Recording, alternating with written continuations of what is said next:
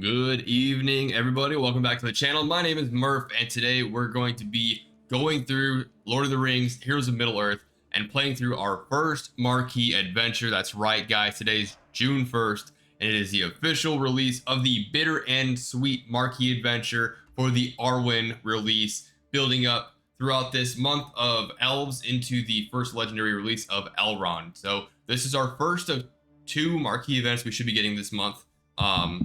And it is the first of three Elven events we should be getting. So the third one at the end of the month should be Elrond. We have no confirmation that Elrond is going to be at the end of this month. However, they released a blog post today that talked about the month of the elves, and then it will be culminating in Elrond. So I would expect Elrond, like worst case scenario, to be coming in the latter half of, or sorry, in like the last week of June, or it might start like at the very last day of June and run into the first week of July.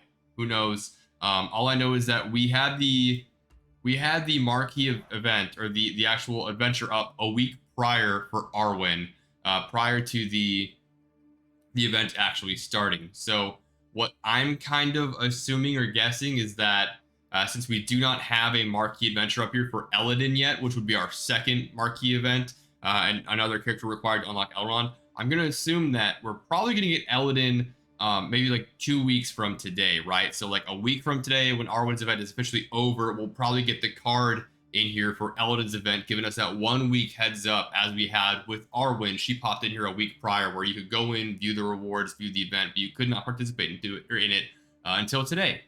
So let's hop in here, and we're just gonna roll through this adventure, and yeah, we'll see what we can do. We'll see how far we can get. I've already played this. Well, not how far we can get. This is a freebie. It's a marquee event. Everybody gets red 3 stars, but I've already played through on my main account. I've already completed the campaign to unlock her. It was pretty.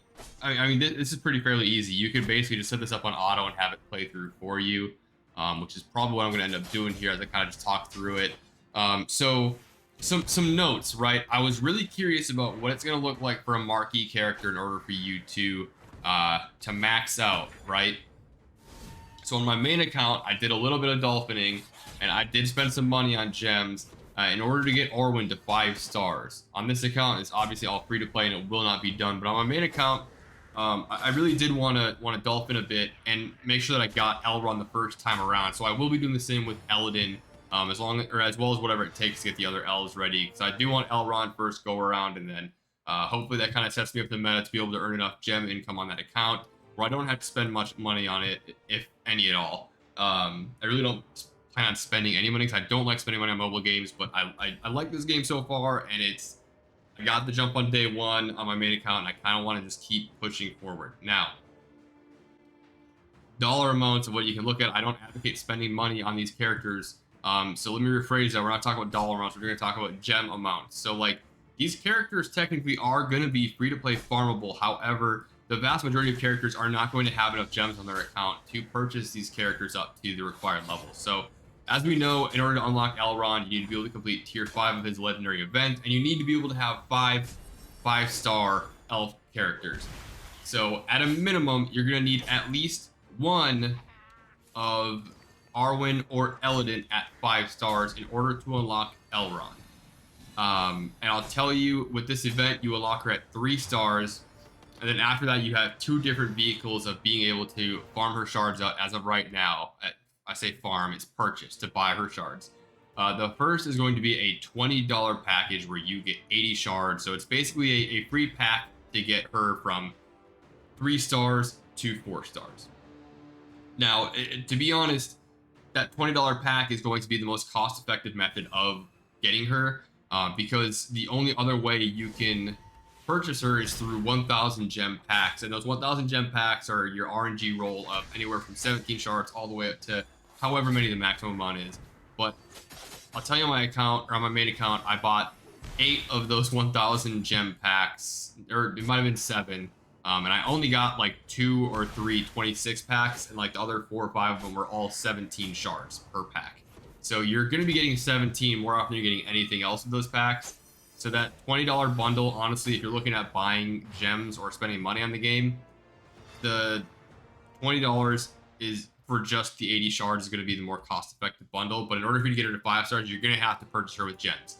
And the good news is, if you've been hoarding all of your gems since the beginning of the game, it took me about, I think it was 5,000 or 6,000 gems total in order to get her to 5 stars. So that's enough for an Elrond unlock. So I would assume the same is going to be said for Elladan. So right now, if you don't have enough gems for Arwen, first off, her gem pack's going to be in the store for the rest of the month, so you have time to save up gems for it.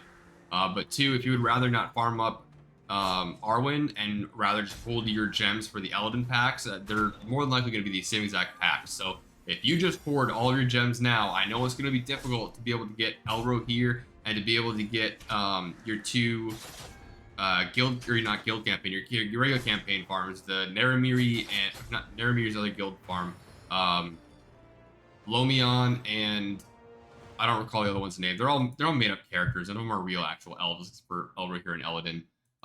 But oh great, we got this bug. I love blue stacks. Let's just go ahead and try this again. So, yeah. In order to get her at 4 stars, the most cost-effective method is going to be $20. However, if you're just looking to spend raw gems, you can just spend raw gems to get her there, as well as get her to 5 stars. And bear in mind, as long as your farming is going well enough with all of your characters, you will not have to purchase both Arwen and Elladan to 5 stars in order to get Elrond at 5 stars. And there's even a slim chance that Arwen may become free-to-play farmable, like just in time before the actual Elrond event releases.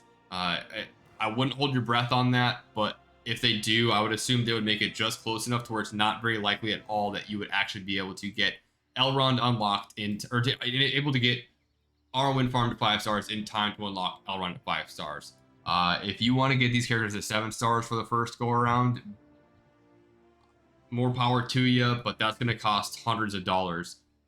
Realistically, it cost me about 5,000 to 6,000 gems to get her just to 5 stars, which was about $50 to $60, I would say. Probably a little more than that. And I've got a decent amount of leftover gems on my main account, so I'm definitely going to be just hoarding them up, waiting for Elladan to come out. So hopefully I should be able to get him to 5 stars just for free.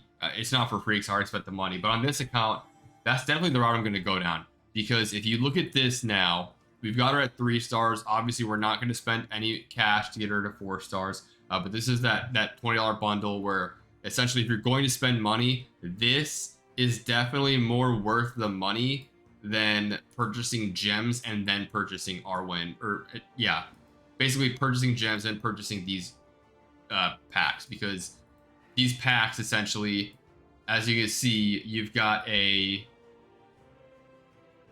17% chance to pull 12 shards, a 69% chance to pull 17. So ultimately, you've got an 86% chance, 87% chance actually, just to pull 12 to 17 shards, and that's awful. Now, when I pulled all mine on my main account, I never pulled any 12 shards. I pulled a few 25 shards, but I pulled mainly all 17 shards.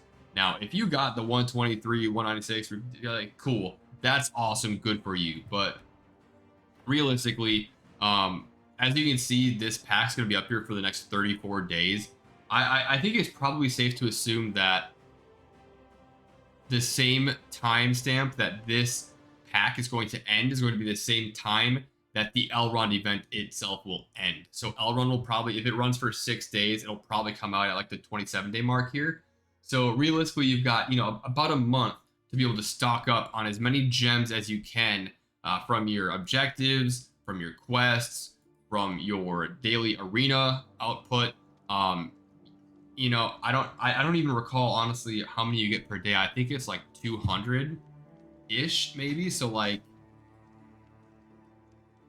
quick maths because I'm brain dead. So yeah, if you got 200 shards per day, that would be about or 200 gems per day. It'd be about 6,000 gems over the next 30 days in order for you to unlock Elladan or Arwen at 5 stars. So I think that's fairly doable depending on how many you're getting out of your arena every day. So hopefully you've been stocking up, saving up on your gems. And if you have, I would just honestly wait like just hold your gems and wait, because the last thing you want to do is dump all your gems right now on Arwen when ultimately you might not even be able to farm up enough of the other elves, such as Lelia and Lomion, which are your regular campaign farms. You might not even be able to get these guys to 5 stars in the next month. And essentially, if you waste all of your gems farming for Arwen or Elladan, you're not able to farm these two up. What was the point? You know? So, personally, I think best case scenario and what I'm going to do with this account is I'm just going to start hoarding all of my gems for the rest of the month. I'm going to sit on them and see how it goes with farming both of these characters.